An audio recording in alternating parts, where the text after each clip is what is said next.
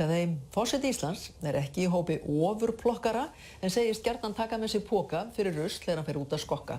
Nokkur hundruð tóku þátt í skipulögðu plokki á höfuðborgarsvæðinu og enn fleiri land allt á stóra plokkdeginum 2019 sem var í dag. Þáttakan fór langt fram úr björtustu vonum að sögn skipuleggjenda en Elín Margrét Böðvarsdóttir segir okkur frá. Markmiðið með plokkinu að hreinsa til í umhverfinu, tína rusl og koma því í endurvinnslu. Skipulagt plokk fór fram víða land í dag en Guðmundur Ingi Guðbrandsson umhverfisráðherra setti stóra plokkdaginn formlega klukkan 10 í morgun. Forsetahjónin voru svo mætt í Garðabæinn síðdegis ásamt fleiri öflugum plokkurum. Fólk búin að vera mjög duglega fyrir á undan okkur, þá þetta ekki mjög mikið hér, en alltaf eitthvað. En eru þið duglega við að plokka svona almennt, ekki bara í dag? Ég kannski ekki mest duglega, en ég get sagt að Guðni sé mjög duglegur að gera það. Hann gerir þetta mjög oft þegar hann fær út að skokka. Er það rétt? Guðni, ertu duglegur að plokka?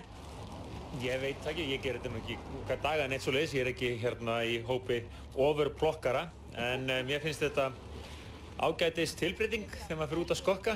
Mikið af þessu bara svona fokrusl, gamall korkur og eitthvað sem kemur bara með veðri og vindum og verður ekki ráðið við. En það sem kannski ögn meira pirrandi eru hérna, sjáðu, það eru sígarettustubbarnir sem allt of mikið af og fólk kannski að fleygja í hugsunarleysi eða leti. Og unga kynslóðin lét sitt ekki eftir liggja. Eru þið búin að finna eitthvað rusl? Já, mikið. Hvað hafið þið fundið? Við höfum fundið bara alls konar. Passið þið alltaf að hendi í ruslið en ekki á götuna? Já.